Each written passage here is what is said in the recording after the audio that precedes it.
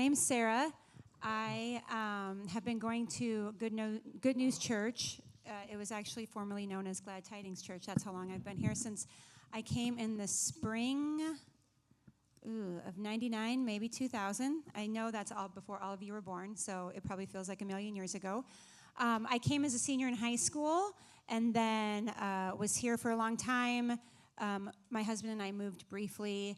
We were gone maybe 3 or 4 years and then came back. I am married to a wonderful guy named Jake. We have been married for 21 years, again, longer than most of you have been alive. I'm excited to be here. We have 6 kids. Some of you may know some of them. They are of all ages, and 4 boys and 2 girls.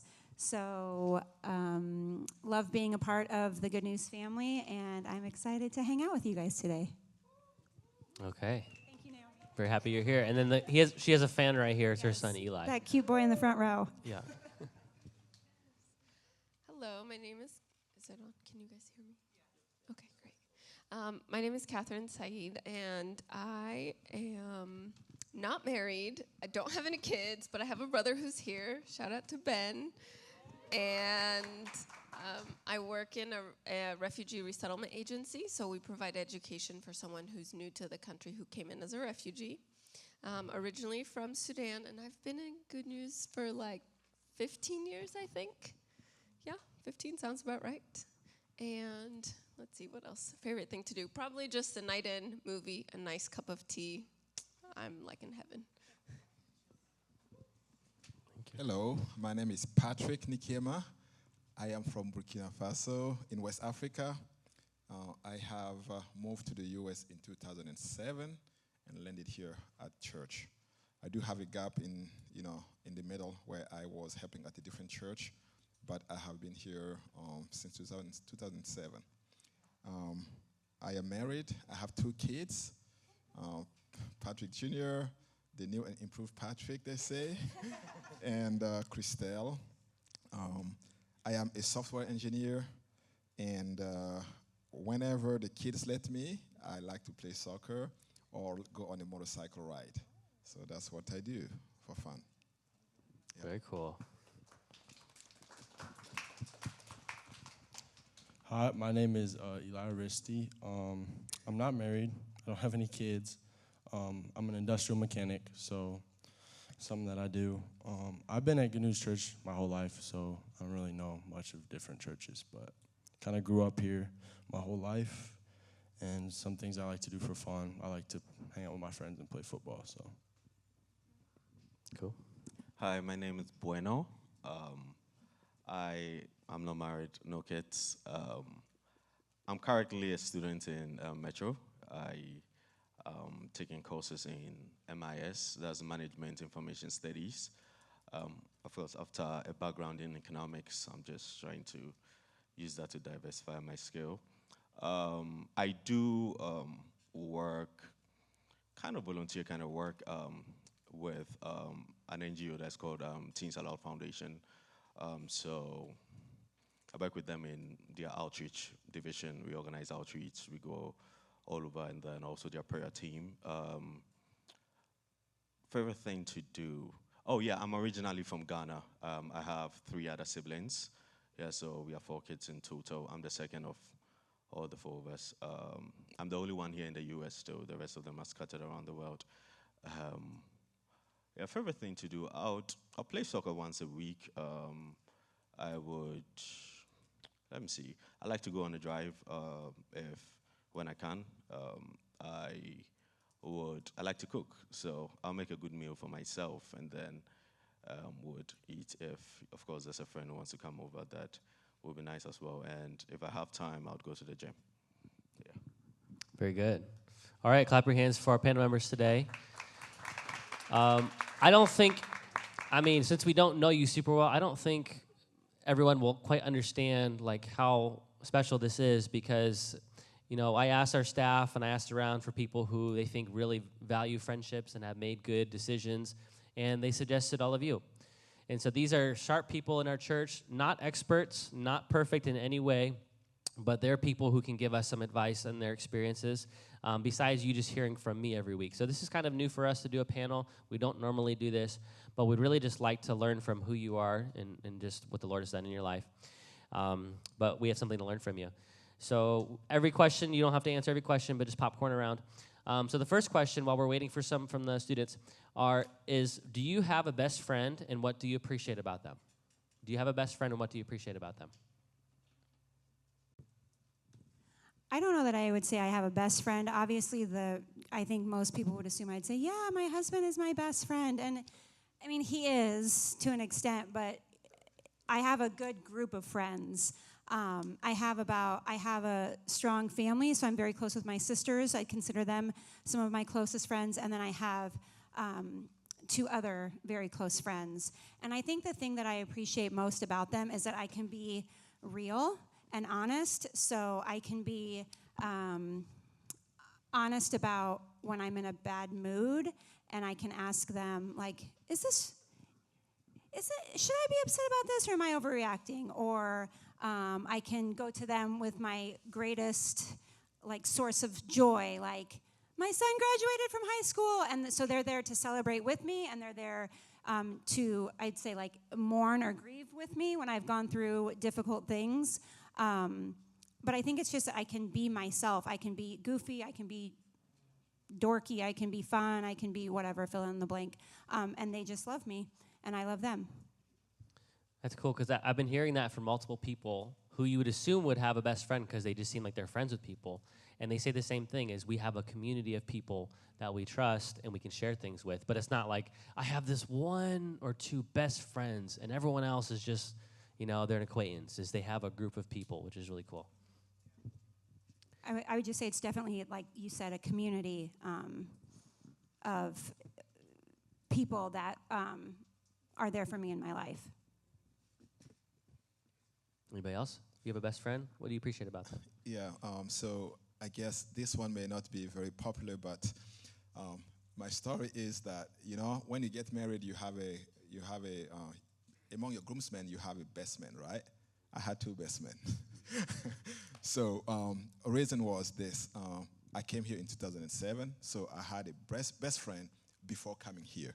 And when I came here, making new friends again, there's another best friend that I have here. So my one best friend that still lives in Burkina Faso, grew up with him.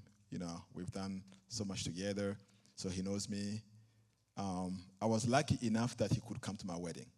So, we are very still close. But at the same time, when he's not here, life goes on. So I have another friend here that is my best friend.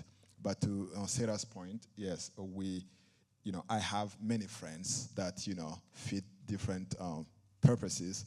Not that I have, but I have different friends. But that one friend that I call best friend is one that I can call at any time. I can even show up at his house without, calling him first. If he's there, fine. If he's not there, I'll come back another time. But he's the one that I don't really feel like I need to make arrangements to talk to him or to see him. And, we hang out a lot and share a lot of things. And I appreciate him because he's there whenever I need him. If there's no hard feelings between us if he cannot do something, or, and it's vice versa. If he also needs me anytime, I'm always within reach, and he can always call. Awesome. So I would say that I do have like a best friend. Like kind of going through grade school, I kind of had a lot of friends, and but I never really had like a really close friend until I moved. And I was lucky enough that God put somebody in my life who was next door, and I ended up growing up with him, and he became almost like a brother. So like the things that I really appreciate about him is that like. Is that Micah? No. Jaden? No, it's Micah. Oh, okay. Yeah, so Micah, some of you guys know, he was in this youth group for a little while, and now he graduated. But it's a guy I grew up with, and the thing I really appreciate is his honesty and not really being scared of, like, what I'm going to say, because we've always had just complete honesty with each other. He'll call me out on my crap. He's like, you're being stupid. Just stop doing that. Like, he'll call me out, and he's not scared. I don't like it when people sugarcoat things, so he tells me how he sees it. So that's something I really appreciate. And he's never going to judge me for anything I tell him. and we also like celebrate like things that are going on in our life, and we also support each other in things that are not going great. So that's what I really appreciate about him. So I don't like to use the term best friend, just I don't know, but I have like really close people that I spend a lot of time talking to. Um, Maybe they can be called best friends. They are the closest friends I have because we talk a lot. Um, they are the one or two people that I don't have to text and say that, hey, do you have time to talk? Like I could just call, and if they won't pick up, they won't pick up. Like, and later they'll return the call. And if they don't, I can tell them my peace of mind. Also tell me, and then the next moment we go on with the banter. Um, I think I have like two of them right now.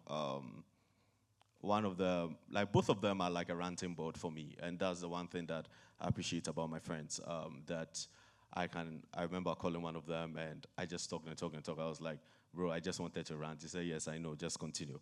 And so it's like that for me. If you're the kind of person that, or they are the people that I can very much be open and free with. Like they know my front and my back, which is to say that like they know me all through. We talk about the deepest things and argue about the silliest things. At the same time, respect is still there. Yeah. Awesome. Do we have any questions that have come in? You could just bring them up as soon as you get them, and then I'll put them in the mix. Here's another question. Has there ever been a friendship that you had to walk away from? How did that turn out? A friendship you had to walk away from, and then how did that turn out? It's a lot. I walk away from friendships a lot. It's one thing about me. Throughout all of my siblings, amongst all of my siblings, I think I'm the one that didn't usually bring someone home and go like, this is my friend. Like my parents didn't really know that, oh, this is Buenor's friend or something like that. Like all of my brothers, my sister, all of them had that. I didn't, and particularly because I'm very cautious about the people I'm usually hanging with. I'm also careful about who is influencing me. It's just a thing from childhood.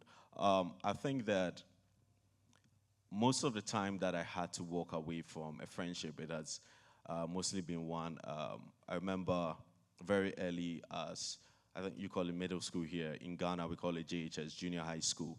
And there was a time that my mom, she had a dream about me and something. So she called me. She was like, Bueno, are you doing A, B, C, and D in school? I was like, yeah, I mean, there's this friend, he's been really nice to me, all of that. And my mom told me about the dream. So I had to pull away from him. It wasn't easy because he was like the guy that when I go to school, I wouldn't spend any of my lunch money. Like, you spend everything on me, like that kind of thing. And that was because when he first came to school, like he was a new person in the school, I was the first person to talk to him, first person to like be his friend and all of that kind of thing. So he was really nice to me, even until the time that he left the school. So, and throughout, any time that I've had this kind of inkling or directive, so the first reason would be because I've had maybe the God or my spirit leading me away from them. I'll just quietly walk away from them. The second reason is that I'm very careful about who is influencing me. So when I check the level of influences and I see that the impact is getting too strong, I would have to pull away. One of my friends, I usually tell him that you are my bad advice. Like, anytime I talk to him and he says something, I'll be like, this is very bad advice, and that is why I will not do it. And he knows me for that. So anytime we're talking, it's like I use him to screen what are bad advices. So when we are talking and he says something that's very bad, I'll be like, I knew it. I knew that you give me bad advice. I wouldn't do this. And he would agree with me, and I would just laugh about it because he knows that when I come to him, I'm seeing that these are advices that I have or ideas I have, which of them is the bad one. So generally, I am careful. It's two things. God in my life, who is directing me away from some people, and number two, the kind of influence. If I see that your influence is not making anything good in my life, away, I just walk away. So I do it a lot. Mm-hmm. Thanks. So I got something. So off of the influences, coming into middle school, into high school, I was kind of hanging out with a crowd that I thought was cool, and like we just hung out, had fun, and I started noticing things about myself changing, and like the things I would say, the things I would do, the way that I acted. I didn't necessarily want to be at church when I was around these friends. Like I wanted to just stay home, hang out with these friends. I started noticing like I was looking at things differently, and the more I went through it, like he was saying, I was letting these friends influence me in the way that I was thinking. So like for a long time, I was the kid who was like uncomfortable with cussing and words like that, but then hanging out with these friends, and like they were not only cussing, they were doing bad things. And going into high school, I was like, oh, these kids are cool. And then I got caught up in a whole situation with being in the wrong place at the wrong time with the wrong friends, and I was with them because I was friends with them, and it kind of got me in a little bit of trouble. I had to go like apologize, and it was a whole thing that I don't necessarily want to get into, but like you got to be very careful about who's influencing you. And it was hard at first to try to kind of, once I realized what they were doing, and like I had some people in my life like my dad kind of show me like, hey, this is not good. Like these friends are influencing you in a way like I can see it. When you have people starting to say, I can see how it's changing you, it's kind of a sign that it's like maybe these friends aren't good for me. So it was really hard because they were like kind of my only friend group that I had. But as you guys know, I kind of mentioned earlier, God kind of put somebody in my life that was like a good person to step away from those friends. So I stopped hanging out with them, and I ended up hanging out with somebody else. So Yeah. We have quite a few questions. I already have probably 15 of them, so great job, everybody. So I'll read it, and then I'll just direct it to somebody, and if anyone has any really good advice, just jump in. But we'll try to tackle quite a few of these. So this one, let's go with Katherine. What is your advice for someone going through a season of loneliness? A season of loneliness. That's a good question. So I know that the theme of everything that we're talking about is community, and I'd say that's the quote-unquote easy answer, but it's not always easy to do for a variety of reasons, and I know each person's situation is different, but finding, if it's not easy to find that community, going somewhere where it's already been established, right? So like, because I know sometimes when we feel lonely, we don't necessarily want to put in so much effort, or maybe it's difficult to make friends. So somewhere like youth group here, so I applaud you all for being here. Of anything that you could have been doing on a Sunday night, your guys are here, which is huge. So going somewhere where the leaders have provided a space where you can make friends, you can mingle, you can play games before service, you can come and worship together. So continually being involved in places like these, or a small group that's already been established, and I would say all you have to do is show up and talk. So that's one. Two, the other thing is praying and asking God for someone. I remember going into college, I would say I had a lot of people being like, oh, college is so bad. Like, I have had such bad experiences, and my roommate was horrible, and I was really concerned about that because roommate is someone you're going to be around all the time, right? And so I said, no, I'm going to pray, and I'm going to ask God to send me someone who will be a good friend to me. And sure enough, my roommate became one of my closest friends for all, especially the first 2 years where it was hard to adjust and to live in the dorms. So I would just say, pray, God hears, God sees, and he answers. Anybody else, or we can go to the next question? All right, next question. Can a guy and a girl be just friends? Let's go with Sarah.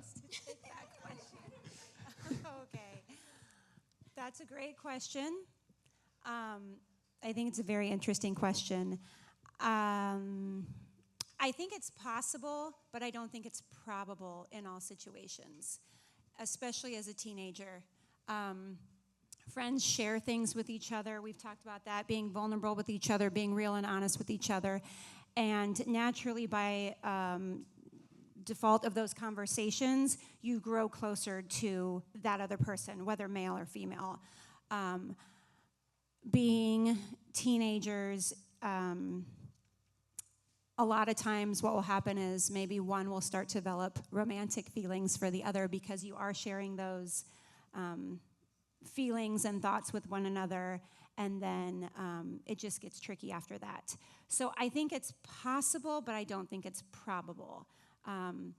Generally speaking, it's probably best. We've talked about best friends or having that good core group of friends.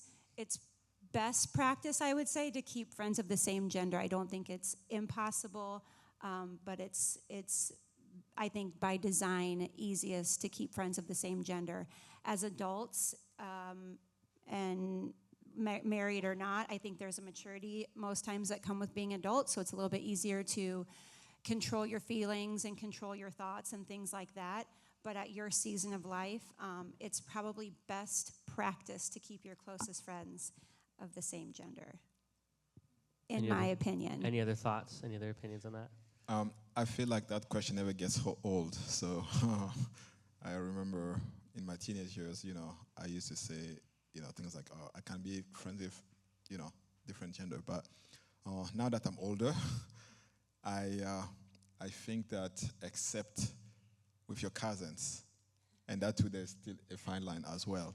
So, so if my cousin, which I would, go further and explain what kind of relationship, like my dad's brother's daughter, first cousin, thank you. So, and, I can see friends. I don't, the intention is there, but again, we are all humans. So if, opposite genders are always together talking about everything, the intention can start, with no strings attached, but over time it can evolve into something else. So to be safe, like Sarah said, you can be friends with someone from the different gender, but I think there's a line that, doesn't need to be crossed. So in your opinions, like let's say there's a group of friends and there's guys and girls, is that different than just having your best friend is, a guy and your girl? Yeah, and I think that's a great point. I think that groups of friends are probably pretty safe or easier to deal with because it's not just that one-on-one talking about your day, your feelings, your thoughts. It's just a group of friends generally like just hanging out, having fun, playing video games, whatever, gagaball. I think just that one-on-one, that's when it gets a little tricky. Okay. I think that makes sense to me because there's a lot of good groups of friends here, and there's guys and girls there, and it's cool to hang out. But then, like, who you're going to text at midnight and be like, hey, how was your day? That should probably be someone of the same gender, Agreed, yes. Because then it could be like, what are you doing? What are you doing? You want to sneak out? We'll talk in the park? All right. Isaiah, can I add one more thing to that? Yes, go ahead. It's okay. Sorry, guys. So I would say, like, if we're saying just friends, sure, just friends. But I think the question, like you said, is asking for something like a close friend, right? One of the things I would say that's helpful is this information, are we sharing like our deepest, maybe more sensitive or struggles or things? Would you be sharing this with anybody else of the opposite gender? And if the answer is no in general, then that's my question. Okay, is there a stronger bond there than just friend? Because if we're saying just friend, I'm going to tell Patrick the same thing I'll tell Eli, the same thing I'll tell Isaiah and Buernor, if we're saying just a group of friends. But when I'm saying there's a stark difference in what I'm willing to share, not like, obviously I trust these guys because I know them, but I'm saying on an emotional level, there's such a huge difference to this one guy. If you're a lady and back the other way around as well, then I would say maybe ask some questions. And we'll talk about dating in a few weeks, so we're not talking about that tonight, but that goes into that topic too. So if the goal is, hey, I'm gonna save myself for marriage, I'm gonna focus on my school and stuff like that and wait for dating later, this would be really, really wise advice. So we're talking about dating in a few weeks here. There's a specific question.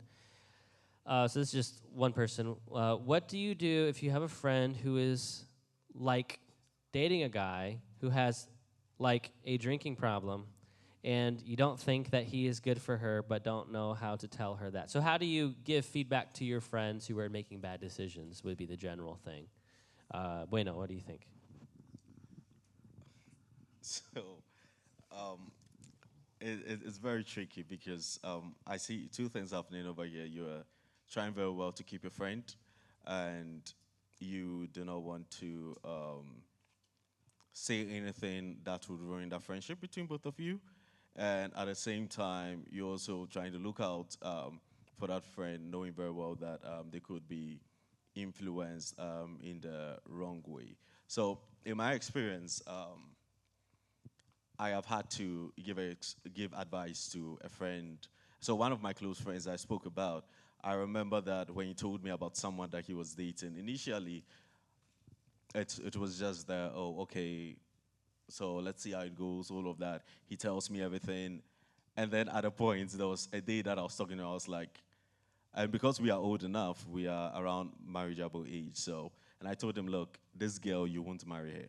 Like, she's not somebody you marry. I told him point blank that, look, I'm telling you as a friend, and I told him, I'm your guy, I'm your brother. Look, you are this girl, you won't marry her. She's not someone we marry. You know, no disrespect to her, but then, I mean, I just told him point blank. And because of the level of respect that we have for each other, later we were talking about it and it came up again. And I was like, I told you. And he was like, yeah, you were right. And, you know, he's not the only person that has happened with. Like, I've had a couple of friends that probably they are seeing someone, and after a while, I'll just sit them down and tell them that, look, let me tell you this thing. This person is not good for you. You know, right now it may be hard. Oh, that reminds me of somebody, and this wasn't a friend. This is someone I was kind of counseling, and we were talking on the phone, and she was telling me about someone she was with, and we went through everything, like, and then eventually she just opened up. I told her that you know that this person isn't really someone that you're going to settle down with. And from her own mouth, oh yeah, she knows. So eventually now the conversation was, how do we walk away from it? So then I told her, okay, now you're going to pray about this, you're going to do it this way, you're going to do it that way, and then we would circle back and talk about it. Okay, well, right now, there's nothing going on between them anymore. I think that first off, you want to pray for guidance because it's a delicate situation, all right? You want to pray for guidance. And if you cannot face it like one-on-one, you want to maybe bring in somebody that you know both of you respect and both of you have a good relationship with. So, for example, if it's Pastor Isaiah, you know very well that if you tell Pastor Isaiah, they won't get mad. You understand? Or somebody that is influential enough and the person also knows that, oh, I know she's dating this guy, but I don't know about his drinking problem. You know, that is the one way to go about it. If you are cool with this person like the way I'm cool with my friend, I think you can, in a nice and jovial way, tell them that, look, this guy drinks a lot, and it's probably going to be a bad influence, so you might start drinking too, all right? Yeah, those are the two ways that I can suggest you could, and pray for your friend. Like, pray for them. Prayer has helped me a lot when it comes to most of my friends. Some of the friendships I've walked away from, some of them that have been in situations that I didn't want them to, and most of the time I'll go to God, and I'll just tell God, and be direct with God. You know, when you're in your closer with God, you can tell God anything and everything. So you can say, God, I know this guy is dating this girl and he's a very bad influence. And I know you don't want this for this, my friend. So please let them end the relationship.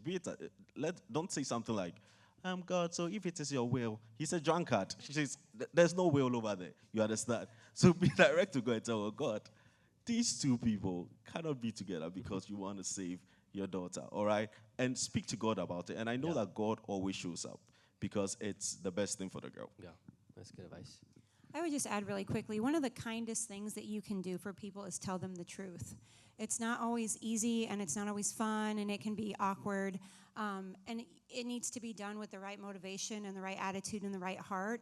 But if you know that so-and-so's friend or boyfriend or whatever is doing these things, it's kind-hearted to go to them. Maybe she doesn't know, or maybe she knows and wants to ignore it, or whatever the case is, but just generally speaking, in your friendships, one of the kindest things you can do for people is tell them the truth. And so I'd keep that in mind. Like, would you want somebody to tell you if your boyfriend was drinking all the time? I mean, if my husband was drinking all the time and I didn't know, I'd sure like somebody to tell me. So I would keep that in mind in regards to your relationships, knowing that sometimes the kindest thing we can do is tell them the truth. That's good. So there's 4 of these cards that have to do the same things. I think it's a pretty common thread. Has to do with friends who break your trust, people who backstab you. It could be they're dating someone that you used to date. It could be that you've lost trust with a friend. It could be they're spreading rumors about you, but there's been some trust broken. Has this ever happened to you, and what do you do to build that trust back, if at all? Patrick, what do you think? I think trust takes time to build or to rebuild. So especially once it's been broken, it's hard to just say, okay, I take your word for whatever you say and just move on. It's possible, but I think in most cases it takes time to rebuild the trust. So if you have been offended or something happened between you and your friend, and you have made it right, you must speak things through. You must talk things through, and so that you are sure that you are now on the same page. And even after that, depending on how you feel right away, you could say, okay, we are moving on and back to where you left. But it's also understandable if you need some time to heal or to rebuild the trust, because like we say, trust but verify. So I guess it depends, depends on how you feel. If you feel like, that friend is not trustworthy at this moment, it just asks for time to rebuild the friendship, and over time you could get back to where you started. But if you feel like, there was maybe a misunderstanding, or, whatever you felt like wasn't necessarily there, you could just go from there. But, give yourself time to rebuild the trust. Anybody else? Rebuilding trust. All right, that's good advice. You have something? All right, the next one. All right, next question. We have some good questions here. Okay, all right. So this one, a lot of people said something about this. How to make friends. What advice would you give for creating a deep friendship? What would you tell your teenage self? What are qualities in a good friend? So I guess what would be your advice if you're speaking to teenage you? Which, it's funny, I think Kiani, come up here. Come over here. Kiani and Patrick, I feel like, look a lot. Turn around. Are you guys related or something? All right, anyways, because he's not his son. What would you tell teenage you? Advice, like, what do you look for in a friend, and how do you form that deep friendship or that deep community? Let's go with Katherine. Building friendships. Was that the question? Yeah, if you're speaking to teenage you, what would you tell them about what to look for and how to build a deep friendship? Yeah, I would say, and I think that's what I tried to look for when I was a teenager, is how that person treats other people, especially the people who might not have a lot of friends. So who's the person who is sitting by themselves, and how does that person treat them? How do they talk to people around them? How do they interact with people, whether it's someone in authority like a teacher or a leader at church, but also on the friend level? So that's what I looked for, because if I can see kindness, and I can see, that's kindness, I would say, is a generalization. But if we're looking for someone who's a good influence on a spiritual level, do they know God, and do you see that? Is there fruit of them knowing who Jesus is in the way that they speak, in the way that they think, and in the way that they interact with other people? So that's what I would say. I would say, so, you're all here today maybe some of you are here because your parents made you come, but hopefully a lot of you are here because you know or you've decided how you want to live your life. So you want to live your life as a believer, as a Christian, as a follower of Jesus. So what does that look like? If I'm looking back at myself as 18-year-old, 16-year-old, whatever, I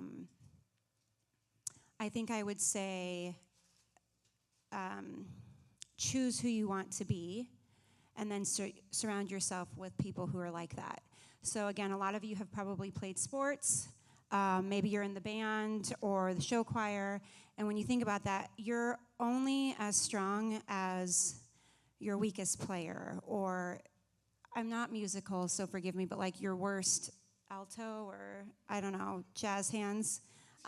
You're only as good as your weakest player. So maybe, like I played volleyball, so let's say we have a really great team except for our setter. She can't set the ball. Well, how successful do you think we're going to be if we have one player who can't set the ball? Or maybe, like, I don't know, football. Your line is strong, your running back is fast, quick, but your quarterback can't throw the ball. Well, how successful are you going to be? Nebraska the last how many years? You guys, I just have to say this. I grew up in Nebraska. I'm from Omaha, lived here 97% of my life. When I was a child, we never lost. We never lost. And so it is so difficult. The last 20 years have been really rough because now we never win. And they just sucked me back in, and I was like, this is it. This is our year. We're going to win all these games. And then Friday night happened. But as the optimist, I'm like, it's okay. Maybe there's still a lot of season left. So go Big Red always. Anyways, the point of that was that you're only as good as your team. You're only as good as your band. So, like, the people that you surround yourself with, those are going to be the people that you become. There's that really cliche phrase, show me your friends and I'll show you your future. And it's cliche, but it's true. Like, if you're around people who are making bad choices, that can influence you. If you're around people who are not choosing the things of God, that can influence you. And so, looking back, I would say, choose who you want to be, decide how you want to live your life, and then pick people who are going to be strong members of your team, of your community, if that makes sense. That's good. So, when I think back to middle school, when I was like a teen, around that time, my first thing I'll tell myself is avoid the boys in the back. And avoid them. And that was my group of people. Like, there was a time my dad came to the school, he came to my class teacher, I said, make sure does Buernor sit in front, because I told him to sit in front. All the front seats were taken, like we were in the back. So my teacher covered up for me, and then later told me that now I need you to sit in front. Where do you want me to go? Those in front don't want to come to the back. But, so I found I had to, create some space somewhere in the middle, but all my friends were in the back. And when I got to high school, and this was even before high school, this was middle school. When I got to high school, I kind of struggled with making friends because I didn't want the boys in the back anymore. And they also didn't want me because I had chosen the Christian life. And it wasn't also easy to be friends with the Christian boys because I'd come from the kind of life where we were kind of loud. Buernor was the go-to guy to organize like a party for middle school, and my parents didn't know this. I was like always with that group. So when I got into high school, it was hard for me to get with the good guys because they were all about Jesus. Like, you enter them and they were talking a lot of, in quotes, geek, and I didn't know most of that. And the other guys too, they were like they were deep in stuff that I was like, it was like a different level. So the first thing was avoid the guys in the back. That's the first thing I'll tell myself. The second thing I would also say is that probably seek to know God, very fast. When God is your friend, he draws you to other friends of his at that level. Because when you make very good friends at that level, that's something I learned, especially from my little brother. At that level, when you make very good friends there, they are usually good friends for life. Like, you think about them and be like, wow, like, I'm glad I had this friend at this time. Oh, and the last thing is, bad doesn't always mean fun. Probably everybody's doing the bad stuff. Look, I had a friend in middle school. One day we were sitting down, and this is the same guy my mom had a dream about. He pulled out tobacco and showed me. He was chewing some biscuits, and he was like, "This is tobacco biscuit." I was like, "Oh, really?" Yeah, like it was that wild with the boys in the back, you know. And though it may look fun, it's usually not. Like bad doesn't always. When you get into good company and you begin to explore the good things of God, you realize that God is fun. And the fact that these people do this and they get high very early and they get drunk very early and they do all the weird things that the world calls fun doesn't mean that that is a standard for fun. The standard for fun is in Christ. That's good. So the last thing, because we're out of time, the last thing I want to ask everybody is to think of one positive quality to look for in a community or a friendship. One positive quality. Could be loyal, could be godly, whatever that is. One positive quality for everyone, because one of the questions was what are the top 5 qualities you look for in a friend? What would be that one quality, if everyone could answer just one? I think I would say godly because it covers all the qualities. Like if you find somebody who truly is pursuing their own relationship with the Lord, that will rub off on you. So they're going to be loyal, they're going to be kind, they're going to be honest because they want to be like Jesus. So somebody who has that shared belief and pursuit of Christ. Okay, yeah. Sorry. I was going to say she gave a list, she gave a few words, but I would say honest. Yeah. So honest. If your friend is honest, you can expect from them to tell you what they think about you, and that does help know if you should keep them or not keep them. So yes, honesty. I would say similar to honesty, integrity, which means that they are the same through and through. So what's on the inside is the same as what's on the outside. Hopefully both of them are good. So there's not, I don't know what the right word is, or like deceptiveness or, doing things in a shady way or any of that, but having that integrity of being the same when people are watching and when no one's watching. So I guess we all just kind of use the same word but different, because I was going to say real. So like people who are going to be honest with you and aren't scared to be like sugarcoat things, or like she said, be fake. I don't like fake people. Like they're going to always kind of stab you in the back, and they're going to say one thing to your face, but then they're going to say something different behind your back, and you don't want that in your life. So just kind of somebody who's going to be real, not scared of saying like what you're doing wrong, in a godly way, of course, but like things like that. So that's really important. I would say that a friend who prays for you. It's because it's significant in my life right now. I have one of my closest friends, call me Buernor. This week, prepare from this day to this day, we are fasting. And they said, no, we are fasting for your A, B, C, and D. And I wish I had that in my life for a very long time. So have a friend who prays for you. Not the friend that would say, oh, I'll pray for you, and put the phone down and go, no. The friend that would actually say a prayer. Can we pray right now? And then 2 days later, hey, what's up? I was just praying for you. Yeah, have a friend who prays for you. Very good. Well, we're out of time, but we've heard a lot of good advice about friendships, and I hope that you took some notes. Maybe you have some more questions. You can ask them afterwards, or if you see them on Sundays. But yeah, we want you guys to realize that your friendships do affect your lives, and we want you to make good decisions.